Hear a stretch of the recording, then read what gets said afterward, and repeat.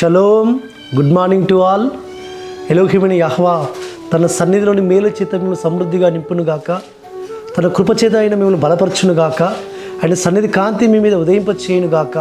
ప్రియులారా, అనుదిన కృపణవస్తున్న లేఖన భాగం మనం చూసుకుంటుంటే అపోస్తలుడైన పౌలు తెస్సలోనికీయులకు రాసిన మొదటి పత్రిక 1వ అధ్యాయము 6వ వచనంలో పరిశుద్ధాత్మ వలన కలుగు ఆనందముతో, అవును ప్రియులారా, పరిశుద్ధాత్మ వలన కలుగు ఆనందముతో మనం దినదినము ఆయన సన్నిధిలో సంతోషిస్తూ, ఆనందిస్తూ, తృప్తిపరచబడుతూ, బలపరచబడుతూ ఆయన అత్యధికంగా మనం మహేపరిచే వారంగా ఉండాలి. అవును, ఆ పరిశుద్ధాత్మ మనలో ఉంటే నిత్యము ఆనందం ఉంటుంది, నిత్యము సంతోషం ఉంటుంది.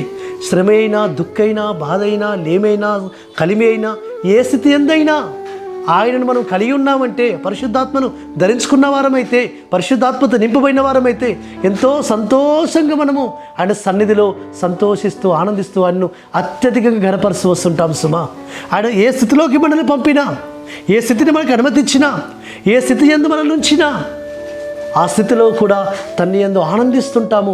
ఎందుకంటే పరిశుద్ధాత్మ మనలో ఉన్నాడు కాబట్టి.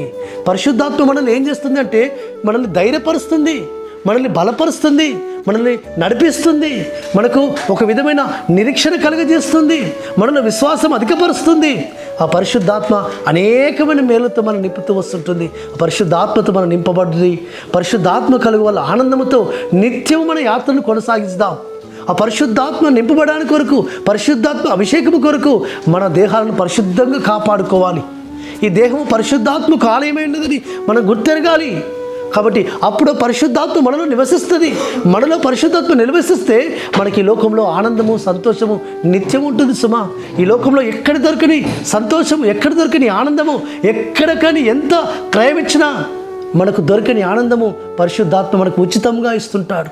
ఎందుకంటే ఆ పరిశుద్ధాత్మయే సర్వ సంపదల గని అయిన, సకల ఐశ్వర్యవంతుడు అయిన ఆ పరిశుద్ధాత్మను యెహోవా మెస్సీయా మనకి ఎంతో ముఖమును తేజోపరుస్తుంటాడు, మన ఉదయంలో తెప్పరిలా చేస్తుంటుంటాడు, మన ఆనందంను అధికపరుస్తుంటాడు. అందుకే భక్తుడు అంటున్నాడు, నా గిన్నె నిండి పొలిరి పారుచున్నది.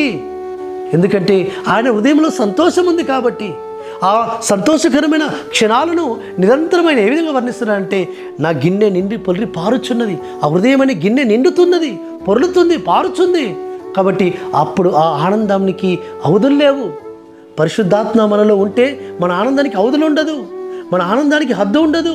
ఎందుకంటే అంత గొప్ప ఆనందము, చెప్పనాశక్తి మహిమాయుక్తమైన ఆనందము, సంతోషము మనలో నిత్యం ఉంటుంది. అట్టి విధంగా పరమ తండ్రి మనల్ని నడిపించును గాక.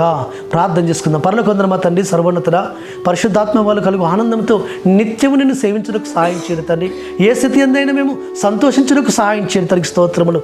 ఇంతవరకు తండ్రి అయ్యా, మీరు మాలోంచిన ఈ ఆనందాన్ని బట్టి, సంతోషాన్ని బట్టి స్తోత్రములు. ఆ సంతోషం నిత్యం ఉంచమని ప్రార్థిస్తూ యెహోవా నామమున స్తుతించి ప్రార్థించి వేడుకుంటున్నాము తండ్రి. ఆమేన్. సర్వోన్నతుడు, సర్వాధికారిని యెహోవా కృప, కనికరము నిరంతరం తోడుగా ఉండి మనల్ని బలపరచును గాక. ఆమేన్.